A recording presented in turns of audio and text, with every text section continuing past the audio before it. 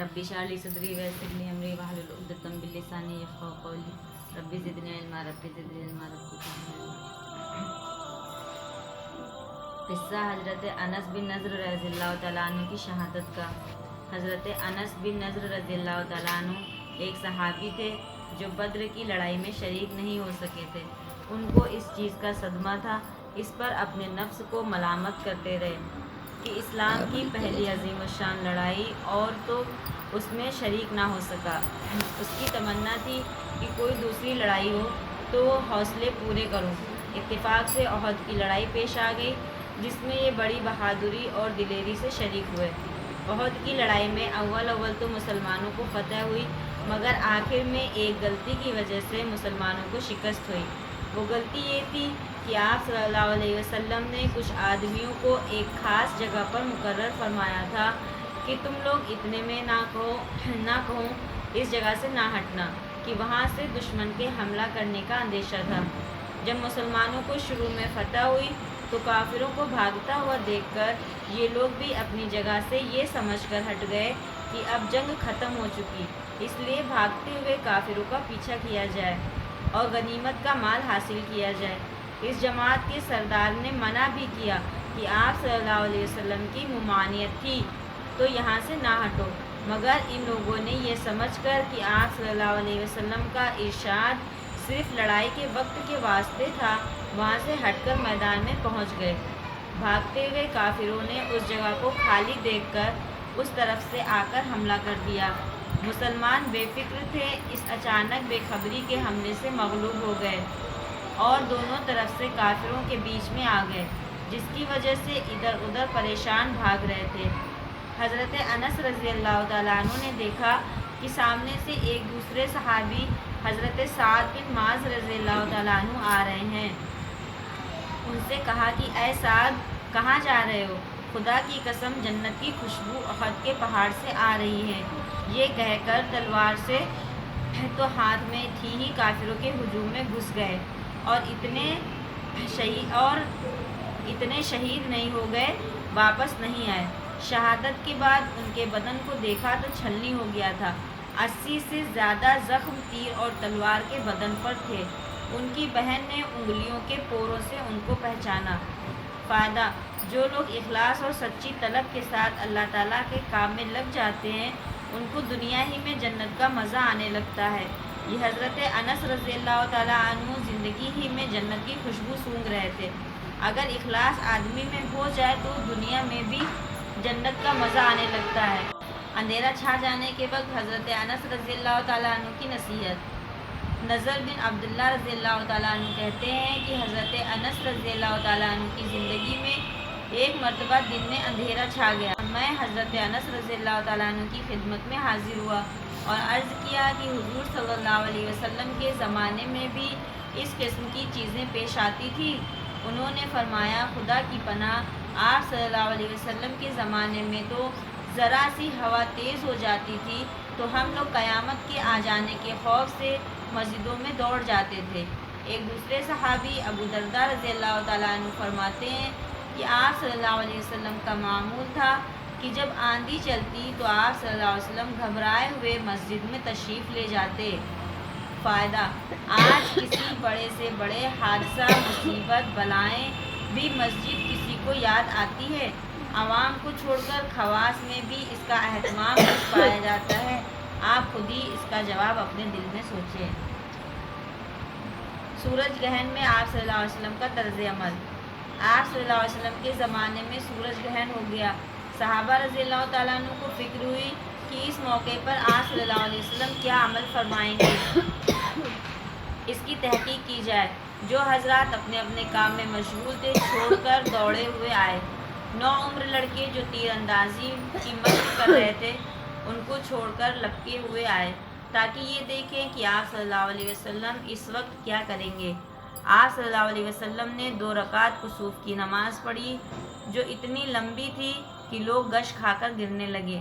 نماز میں آپ صلی اللہ علیہ وسلم روتے تھے اور فرماتے تھے، اے رب، کیا آپ نے مجھ سے اس کا وعدہ نہیں فرما کر رکھا کہ آپ ان لوگوں کو میرے موجود ہوتے ہوئے عذاب نہ فرمائیں گے اور ایسی حالت میں بھی عذاب نہ فرمائیں گے کہ وہ لوگ استغفار کرتے رہیں۔ سورہ انفال میں اللہ تعالیٰ نے اس کا وعدہ فرما کر رکھا ہے، وَمَا كَانَ اللَّهُ لِيُعَذِّبَهُمْ وَأَنْتَ فِيهِمْ وَمَا كَانَ اللَّهُ مُعَذِّبَهُمْ وَهُمْ يَسْتَغْفِرُونَ۔ پھر آپ صلی اللہ علیہ وسلم نے لوگوں کو نصیحت فرمائی کہ جب کبھی ایسا موقع ہو اور آفتاب یا چاند گرہن ہو جائے تو گھبرا کر نماز کی طرف متوجہ ہو جایا کرو۔ میں جو آخرت کی حالات دیکھتا ہوں،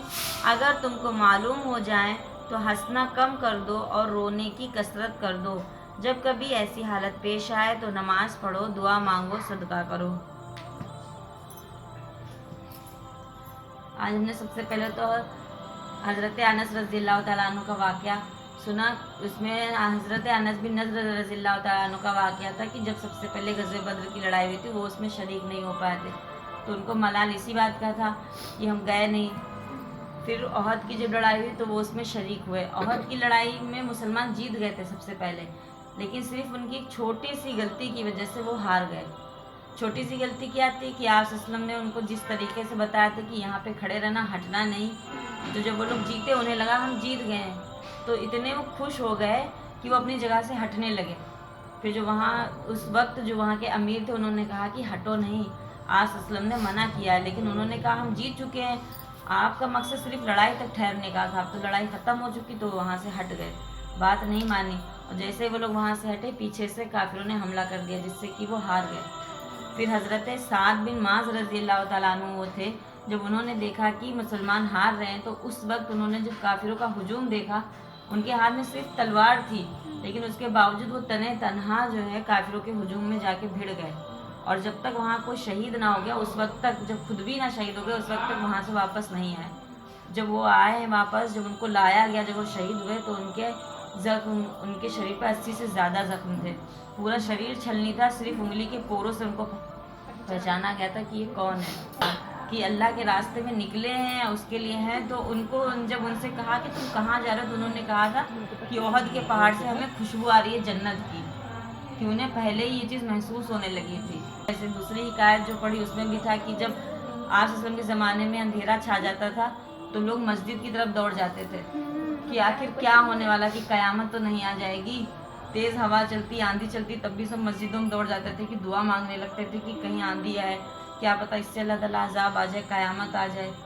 سورج گرہن ہے، چاند گرہن جب پڑتا ہے تب بھی اللہ صلی اللہ علیہ وسلم کا یہ معمول تھا کہ 2 رکعت نماز پڑھتے تھے، اگر سورج گرہن ہے تو نماز کسوف، اگر چاند گرہن ہے تو نماز خسوف، یہ 2 رکعت نماز پڑھی جاتی ہے، اور جب تک گرہن ہٹ نہ جائے اس وقت تک جو ہے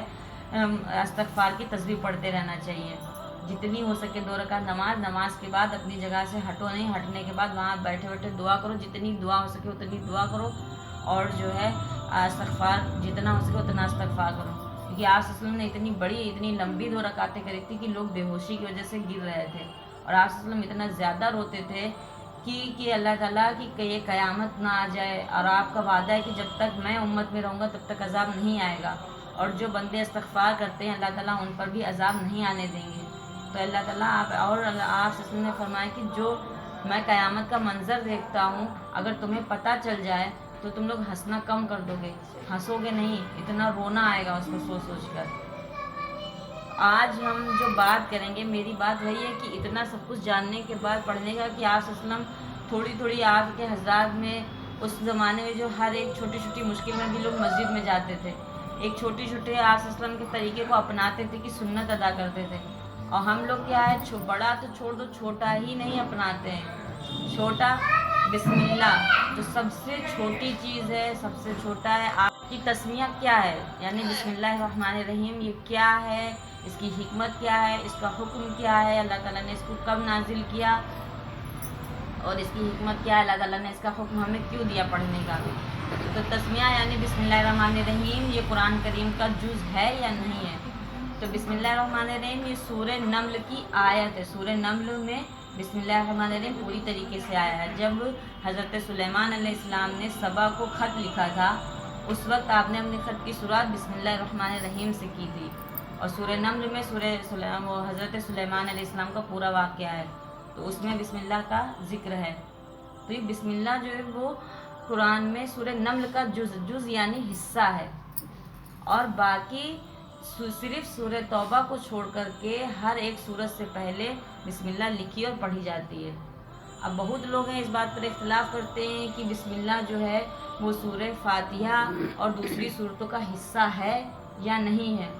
تو جو حنفی مسلک کے لوگ ہیں، یعنی ہم لوگ ہیں جو حنفی مسلک جو مانتے ہیں، بہت لوگ شافعی مسلک کے ہوتے ہیں، بہت لوگ مالکی ہیں، بہت لوگ حنفی، تو جو امام ابو حنیفہ جو ہیں وہ یہ کہتے ہیں کہ بسم اللہ جو ہے وہ صرف سورہ نمل کا حصہ ہے، اور وہ باقی جو سورہ فاتحہ ہے یا باقی جو صورتوں ہیں تو ان دونوں کے درمیان میں فاصلہ اور فرق کرنے کے لیے آیت نازل کی گئی ہے، یعنی کہ بسم اللہ الرحمن الرحیم ہے وہ ایک طریقے سے مستقل یعنی برابر آیت ہے، وہ کسی بھی صورت کا حصہ نہیں ہے، وہ خود میں ایک آیت ہے، اس کو خود اللہ تعالیٰ نے نازل کیا ہے۔ آیت وہی ہوتی نا جو حضرت جبرائیل علیہ السلام لے کے آتے ہیں، اور حصہ وہ ہوتا ہے جو کسی کے ساتھ جڑ کے بنا ہو یا کسی چیز میں آئے تو وہ اس کا حصہ ہو جاتا ہے۔ تو سورہ نمل میں بسم اللہ ہے وہ اس کا حصہ ہے، لیکن ایسے اگر مانا جائے تو بسم اللہ الرحمن الرحیم وہ ایک آیت ہے۔ اس کا نزول اس وقت ہوا کہ زمانے جاہلیت میں جب لوگ کوئی کام کرتے تھے تو وہ بت کا نام لے کر کام کرتے تھے، تو اللہ تعالیٰ نے اسی رسم کو مٹانے کے لیے حضرت جبرائیل علیہ السلام سے فرمایا کہ وہ جب کہ پڑھو قرآن کو شروع کرو اللہ کے نام سے، اقرا بسمک ربی، یعنی اپنے رب کے نام سے پڑھو۔ اس وقت قرآن کریم میں بسم اللہ کا سمجھ لو نزول ہوا۔ اب بہت سے علامہ ہیں، علامہ سیوطی رحمۃ اللہ علیہ کہتے ہیں کہ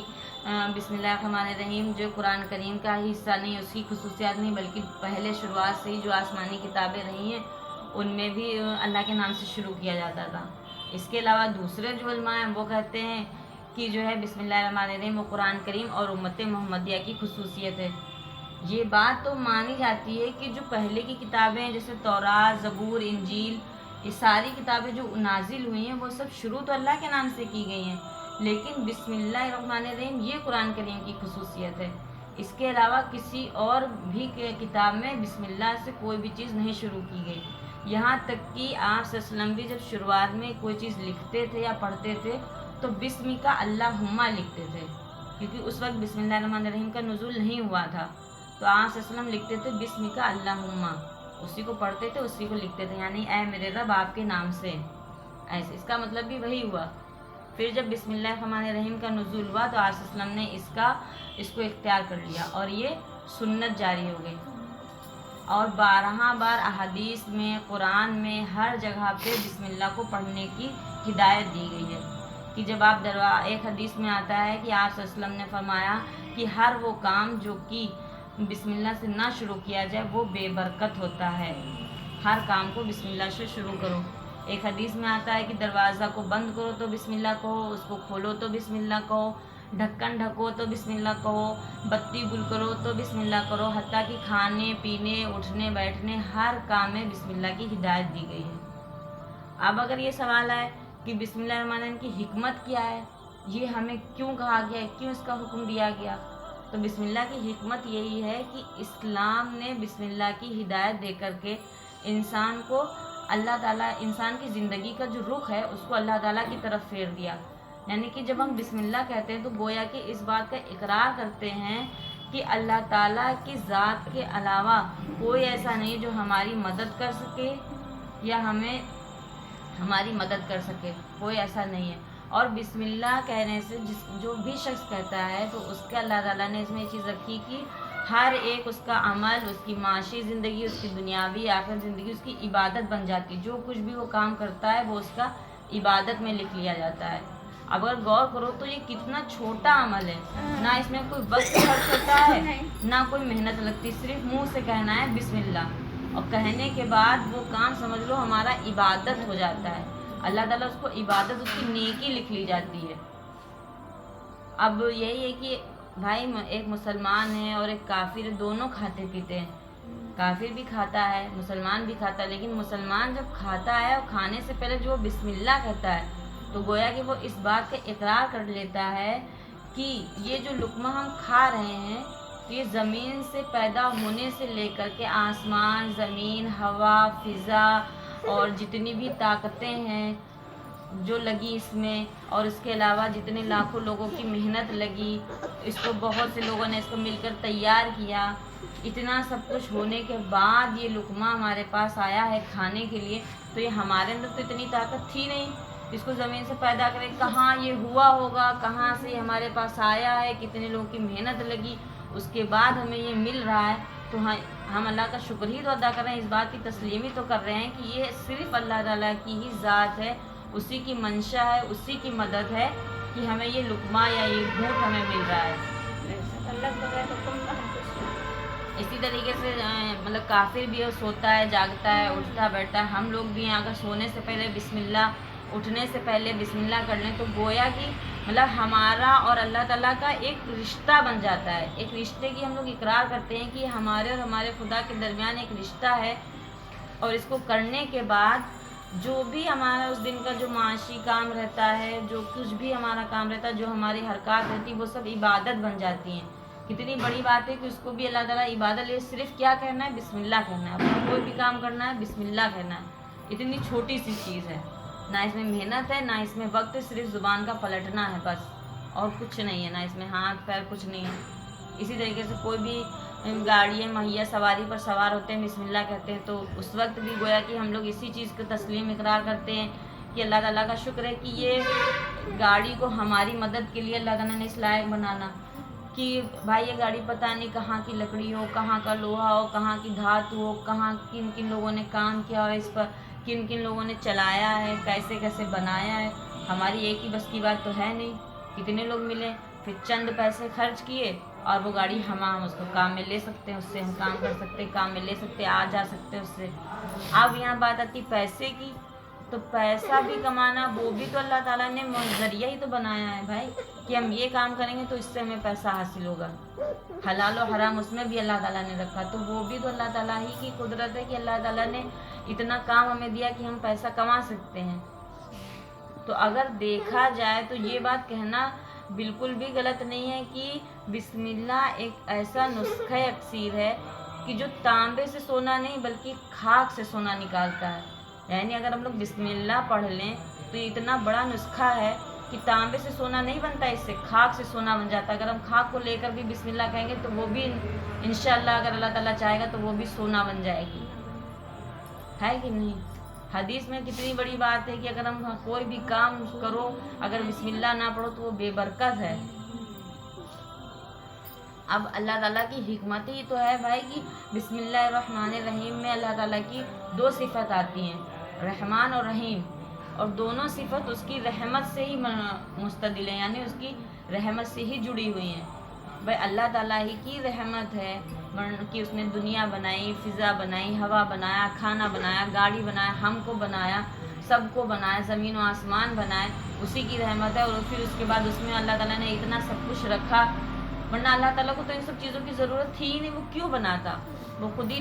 وحدہ لا شریک ہے، اس کو کسی چیز کی ضرورت نہیں، اور یہ سب کچھ بنانے کے لیے کوئی بھی شخص اس کو مجبور بھی نہیں کر سکتا تھا اس کے لیے کہ آپ یہ بناؤ۔ اللہ تعالیٰ کو کوئی بھی کسی بھی چیز کے لیے مجبور نہیں کر سکتا، اس کی ہی منشا، اس کی ہی چاہت، اسی کی مدد ہوتی تبھی کوئی کام ہوتا ہے، اور یہ اللہ تعالیٰ ہی کی رحمت ہے کہ اللہ تعالیٰ نے دنیا بنائی، آخرت بنایا، اس میں اچھے برا رکھا، ہم لوگوں کو بنایا، ہمارے لیے ہر ایک چیز مہیا کری، سب کچھ۔ تو کیا ہم اتنا نہیں کر سکتے ہیں کہ ہم اللہ کا شکر ادا کرنے کے لیے بسم اللہ پڑھ لیں؟ بسم اللہ تو پڑھ ہی سکتے ہیں، تو کتنا چھوٹا کام ہے، لیکن اس کا فائدہ کتنا ہے کہ اللہ تعالیٰ ہماری دنیا بھی بنا دیتا ہے، ہماری آخرت بھی بنا دیتا ہے، صرف کیا کہنا ہے؟ بسم اللہ کہنا ہے بس۔ اب یہیں پہ سوال آتا ہے اکثر لوگوں کے کہ اعوذ باللہ، بھائی تعوذ بھی تو ہے، تو اعوذ باللہ من الشیطان الرجیم جو ہے وہ صرف اللہ تعالیٰ نے قرآن کریم کے ساتھ خاص کیا ہے۔ قرآن کریم کی تلاوت کرتے وقت چاہے وہ نماز میں کرو یا نماز کے باہر کرو، اس وقت اعوذ باللہ کہنا مسنون ہے۔ باقی وقت کے لیے صرف تسمیہ یعنی بسم اللہ الرحمن الرحیم کہنا سنت ہے، باقی سب کے لیے جو ہے اعوذ باللہ کہنا سنت نہیں ہے۔ اللہ تعالیٰ قرآن میں کہتا ہے کہ تم قرآن کریم کی جب تلاوت کرو تو اس وقت شیطان مردود سے پناہ چاہو، اللہ تعالیٰ نے یہ چیز قرآن کریم میں فرمائی ہے۔ تو قرآن اعوذ باللہ من الشیطان الرجیم کو اللہ تعالیٰ نے قرآن کریم کے ساتھ خاص کیا ہے،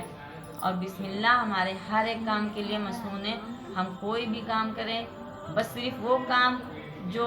داہنے مطلب بائیں ہاتھ سے ہوتے ہیں مذکور نہیں ہے، اس وقت کرنا مذکور نہیں ہے کہ اب مطلب بیت الخلاء بھی جا رہے ہیں یا وہاں بھی بیٹھے ہیں تو بسم اللہ، تو یہ چیز نہیں ہے. باقی چپل اتارنے سے لے کے چپل پہننے تک، کپڑا اتارنے سے لے کے کپڑا پہننے تک ہمیں ہر وقت بسم اللہ اپنا ایک ذکر، اپنا ایک معمول بنا لینا چاہیے. جیسے ہم بھائی کھانا کھانا اور پانی پینا ہمارے لیے ضروری ہے، سونا جگنا ہمارے لیے ضروری ہے، تو اسی طریقے سے بسم اللہ کہنا، بسم اللہ پڑھنا ہم ایک معمول بنا لیں اس کو، وہ بھی ہمارے لیے ضروری ہے. اگر ہم چاہتے ہیں ہمارا سونا عبادت بنے تو سونے سے پہلے بسم اللہ کر لو، اللہ کا تھوڑا سا ذکر کر لو تو وہ بھی عبادت بن جائے گا.